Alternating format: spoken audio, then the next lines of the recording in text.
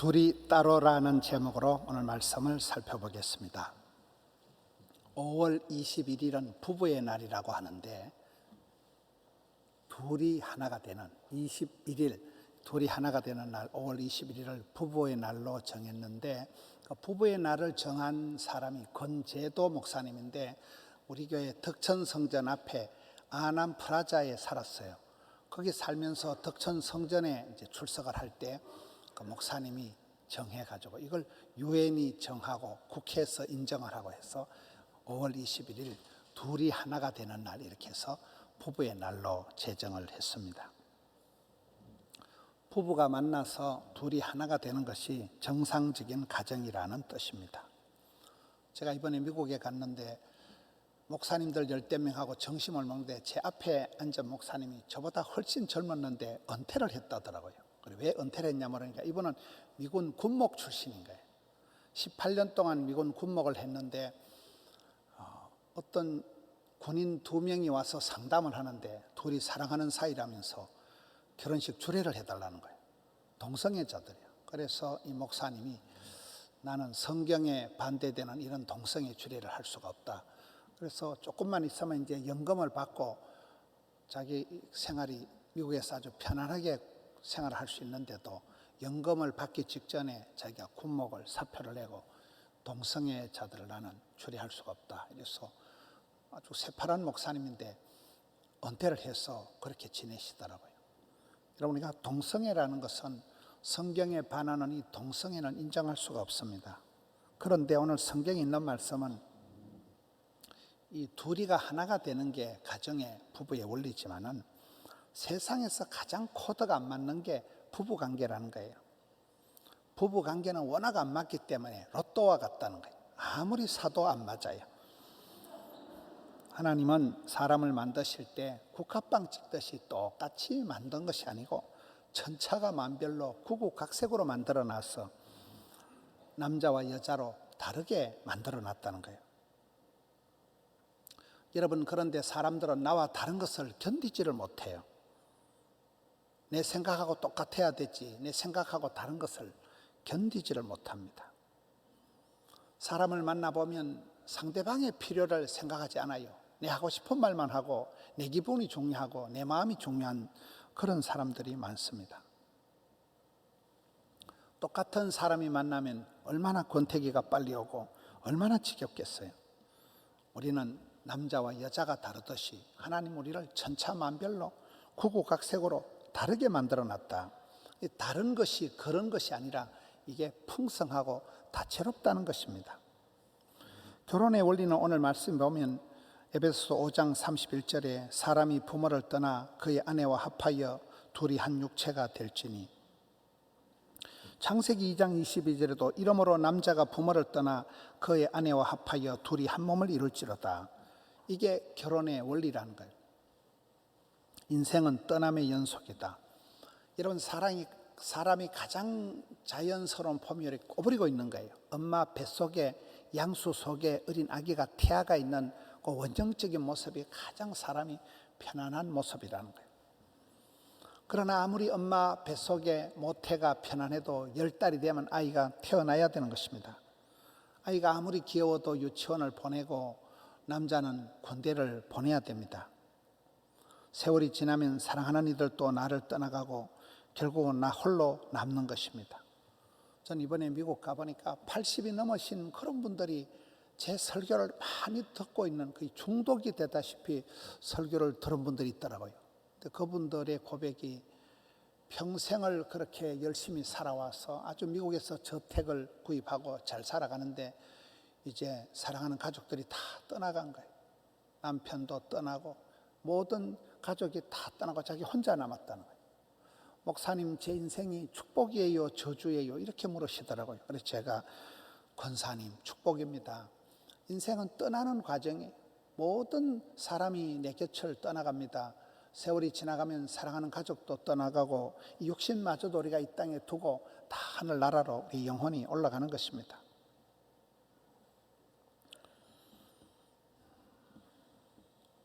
떠날 때 성숙하게 떠나야 새로운 만남의 축복이 옵니다. 못 떠나고 과거에 꽉 매여 있는 이게 고착, 집착, 이걸 우리가 정신병이라고 하는 것입니다. 이 또한 지나가리라. 우리가 살아가면 좋은 일도 나쁜 일도 다 지나가는 거예요. 떠날 때는 말없이 떠나보내야 됩니다. 결혼은 부모를 떠나서 아내와 합하여 둘이 하나가 되는 것이 결혼입니다.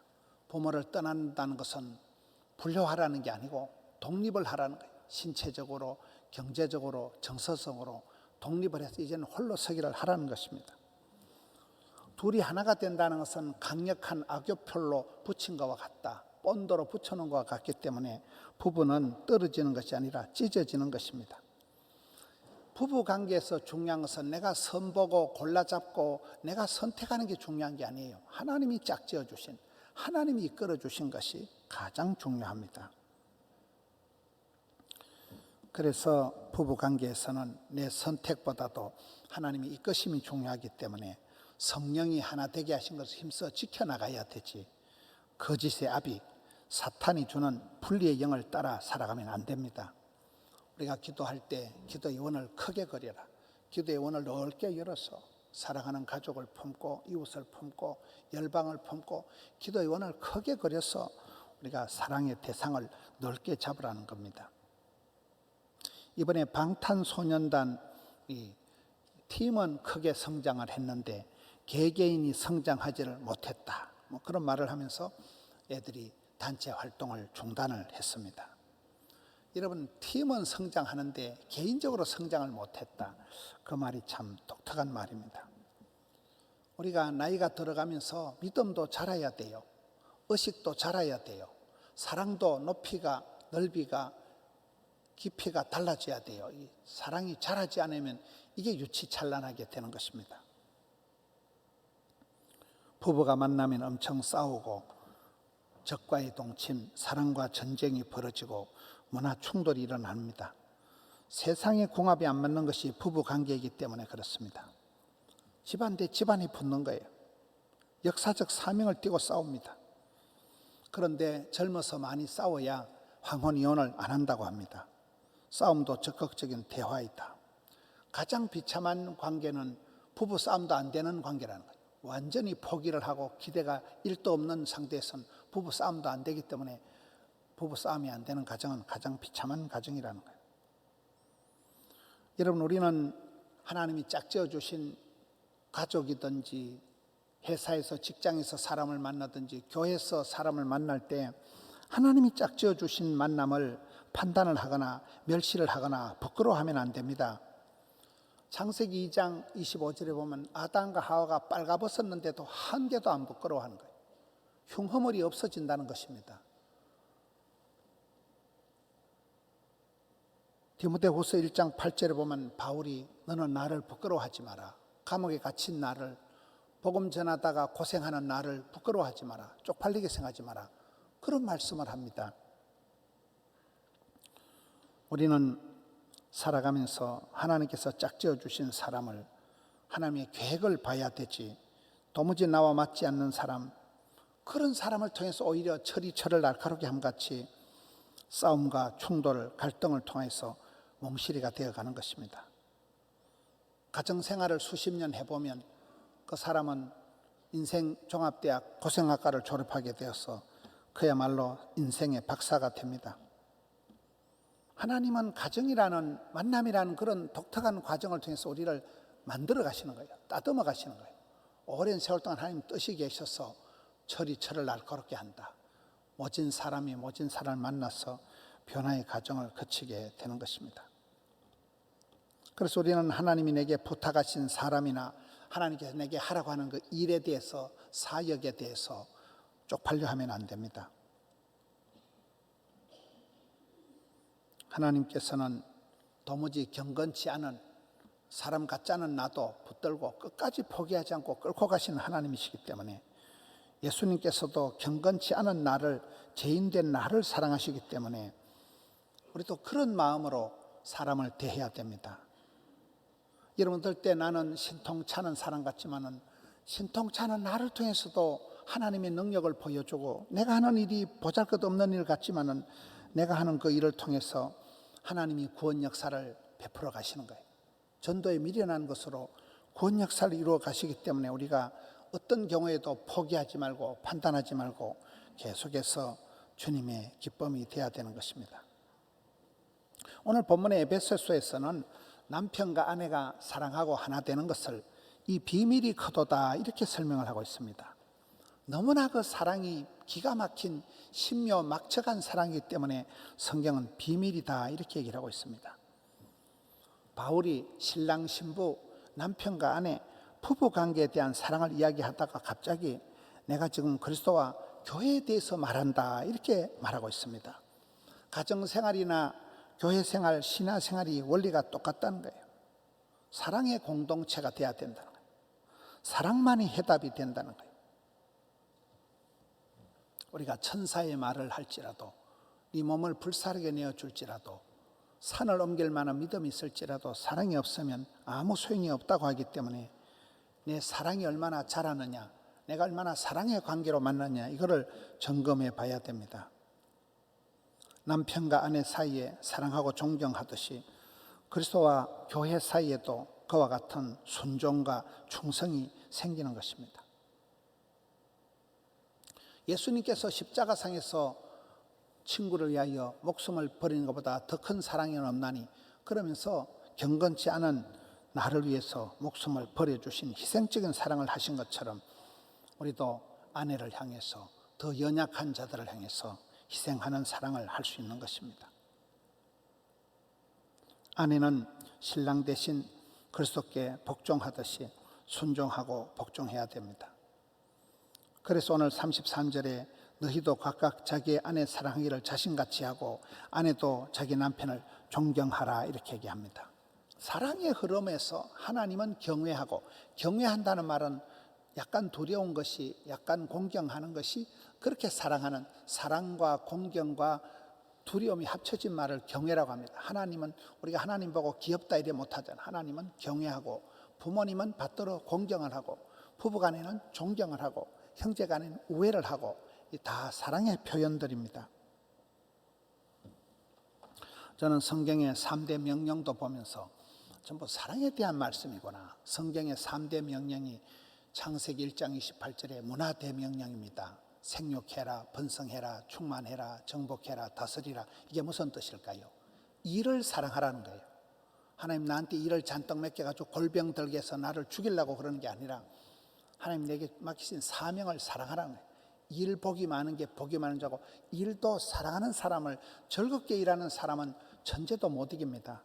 문화명령은 일을, 사명을 사랑하라는 얘기입니다. 세마 명령은 뭡니까? 신명기 6장 4절에 마음을 다하여 힘을 다하여 뜻을 다하여 주 너희 하나님을 사랑하라. 사랑에 대한 말씀입니다. 하나님을 사랑하는 것이 모든 인간관계의 첫 단추입니다. 세 번째, 성교 대명령, 지상 대명령, 마태복음 28장은 뭘까요? 땅끝까지 끝날까지 생명을 사랑하라는, 제자를 만들어서 사람을 살리는, 생명을 사랑하라는 우리 주님의 3대 명령은 전부 다 사랑에 대한 말씀입니다.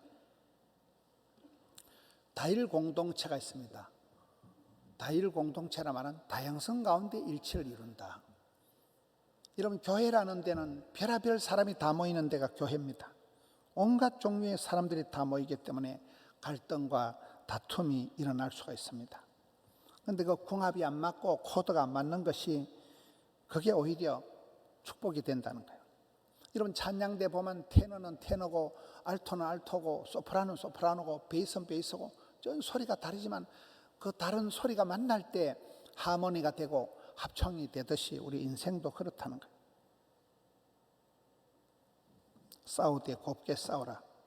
부부 싸우면 가정의 부흥이다 이러잖아요. 저녁에 한따가리 하고 새벽에도 와서 회개하고 또 힘을 내어서 내일 저녁에 또 한따가리 하고 또 모레 새벽에 회개하고 한참을 그래 싸우다 보면 싸울 일이 없어져요. 몽실이가 다 됩니다. 싸울 때 미천이 드러나고 상대방의 본심을 알게 되고 실망을 하지만은 그때 아버지 하나님께서 자식을 불쌍히 여김같이 그런 긍휼 사역이 생기고, 예수님께서 친구를 위하여 십자가에 목숨을 버리고 우리를 희생해 주신 것처럼 희생적인 사랑을 할 수가 있고, 여러분 성령님께서 장탄식을 하시면서 내 연약함을 도우시기 때문에 우리가 사람을 볼 때 실망하고 그렇지만은 더 그들을 연민의 정을 가지고 보게 된다는 것입니다. 내 인격의 한선에서 나는 할 수 없는 죄인이구나 내 자신을 비로소 깨닫게 되는 것입니다. 여러분, 부부생활, 가정생활이라는 것은 내가 못하는 것을 상대방이 하고 배우자가 못하는 걸 내가 하고 그게 그렇게 돌아가는 것입니다. 사람에게 실망을 하고 인간관계에 변덕이 죽을 듯하는 인간관계 속에서 오히려 변찮는 주님의 사랑을 깨닫게 되는 것입니다. 요철이 생겨서 도무지 아구가 안 맞는 것 같지만은 이게 세월이 지나면 꽉 맞아서 아내가 못하는 일을 남편이 하고 남편이 안 되는 일을 아내가 하는 것입니다. 고부 간의 갈등, 부부 간의 갈등, 성도 간의 갈등이 없는 가정이 없어요. 부부 간의 대화는 대놓고 화를 내는 것인데 그렇게 화를 내고 하지만은 세월이 지나가면서 서로가 닮아가는 것입니다. 갈등이라는 건 칡갈자, 등나무 등자는 게 자라는 방향이 다르다는 거예요. 칡나무, 등나무가 비비베베 꼬면서 나무를 칭칭 가면서 돌아가는 그걸 갈등 구조라고 하는 것입니다. 그런데 그것이 방향이 안 맞는 것 같지만은 세월이 지나면 동아줄을 삼겹줄로 엮어서 놓은 것처럼 견고하게 됩니다. 비가 오고 난 뒤에 땅이 굳어지듯이 싸우고 난 뒤에 미운정 고운정이 들게 되고 교회도 그렇습니다. 별일을 다 겪고 나면서 산전수전 겪어서 산수가 되고 그리하여 평안한 가운데 든든히 서간다고 할 때 많은 일들을 겪고 난 뒤에 오히려 노하우가 생기고 평안과 안정이 오는 것입니다. 우리가 이중적인 사람을 보면 저 사람은 왜 저렇게 이중 플레이를 하는가, 사기꾼인가 이렇게 얘기들을 하지만은 여러분, 어떤 면으로는 의식이 분화가 되고 철이 들면 사람이 달라집니다. 한 가지를 가르쳐주면 10가지를 하고 100가지를 이해를 하고 10,000가지 은혜를 받고 나면 아주 사람이 은혜와 풍성한 여유가 만만한 사람이 되는 것입니다. 여러분, 요셉이가 귀여움을 독차지하는 막둥이였다가 그가 10년 동안 넘은 집에 끌려가서 노예 생활을 하면서 가정 총무를 맡아서 많은 일들을 감당하고 억울한 누명을 덮어쓰고 감옥에 갇혀 있을 때 재반 사무를 척척 감당하고 일복이 많았던 그 요셉이가 나중에는 7년 대기근도 감당할 수 있는 막강한 요동치 않는 그런 멘탈의 소유자가 되는 것입니다.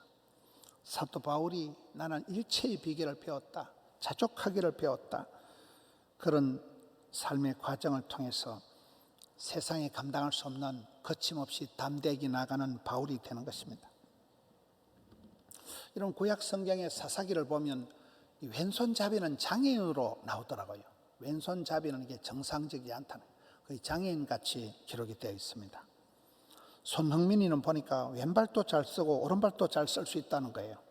이런 그게 이상한 게 아니라 그야말로 올라운드 플레이어가 되는 것입니다. 월드 클래스가 되는 것입니다. 남들이 볼 때 내가 잘나고 못나고가 중요하지 않아요. 하나님 우리를 만드실 때 뜻이 계셔서 천차만별로 우리를 만들었기 때문에 우리는 다른 사람하고 똑같지를 않아요.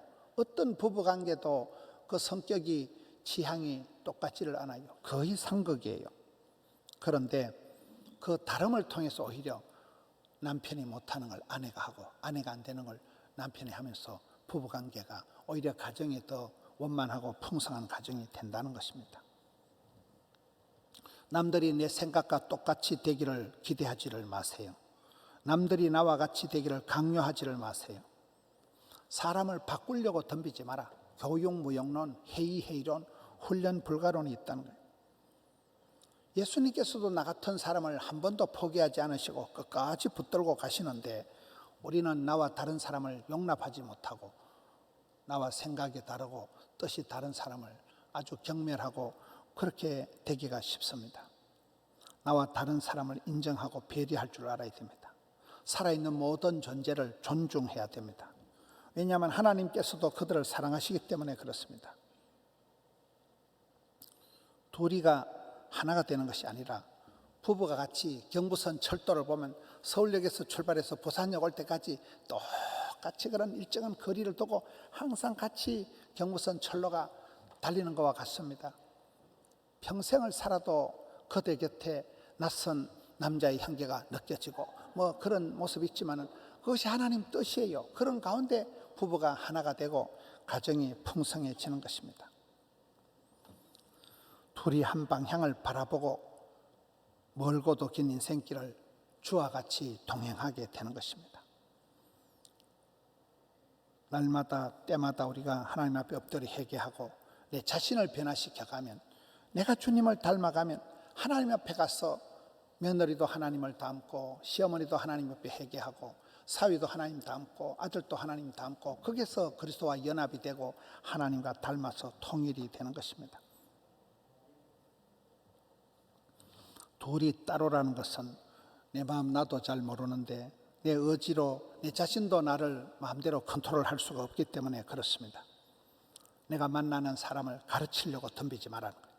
내가 만나는 사람이 누구든지 나는 사랑하며 섬겨야 될 대상이지 내가 그 사람을 가르쳐 먹으려고 덤비지 말라는 거예요. 배우자와 나와 다른 부분이 있을 때 뜯어 고치려고 하지 말고 나와 다른 부분을 인정을 하고 존중을 하라는 것입니다. 부부가 서로 닮아가듯이 배우자가 연합이 되고 한 몸이 되면서 그렇게 세월이 지나가면 우리가 그리스도를 닮아가는 것입니다. 사람 냄새가 아니라 그리스도의 향기가 나는 사람이 되는 것입니다. 저 사람은 천상 집사님이다. 저 사람은 천상 크리스찬이구나. 그렇게 깨닫게 되는 것입니다. 여러분, 내 자식일지라도 내 뜻을 따르라고 강요를 하면 안 돼요. 내가 놓은 내 아들, 내 자식일지라도 부담을 주면 안 됩니다. 왜냐하면 그들도 다 하나님 앞에 독립적인 인격체이기 때문에 지가 하나님 앞에 은혜 받고 지가 믿음이 자라가야 되는 것이지, 부모님한테서 온실한 하초처럼 자라고 과보로 자란 자식은 과보다 못하다, 이런 말이 있는 것입니다. 신앙생활도 그렇습니다. 우리가 신앙생활할 때 주님을 이용하려고 하면 안 돼요. 내가 급할 때 아쉬울 때만 하나님을 찾고 평소에는 내 마음대로 살아가고 내가 급할 때만 주님을 부르고 그렇게 하지 말라는 거예요. 일평생 주님을 바라보고 주님을 따라가고 주님을 닮아가고 주님과 하나 되는 연합을 통해서 부부가 닮아가듯이 세월이 지나가면 누구든지 그리스도의 향기가 나타나고 누구든지 천상 저 사람은 성도구나 크리스찬이구나 주님을 닮아가는 주님의 향기가 나오는, 나와 다른 사람들 사이 속에서 수많은 갈등과 실망을 하지만은 그걸 통해서 오히려 내 미천을 보게 되는 거예요. 내 한계를 깨닫게 되는 거예요. 하나님께서는 상종할 수 없는, 사랑할 가치가 없는 나도 평생을 붙들고 포기하지 않고 사랑해 주셨듯이 우리도 그런 마음으로 배우자를 또 가족을, 이웃을, 성도를 대하면서 이 어려운 세상을 살아갈 때 사랑하고 존경하는 삶을, 사랑하며 섬기는 삶을 감당하는 우리 모든 성도님들 되시기를 축원합니다.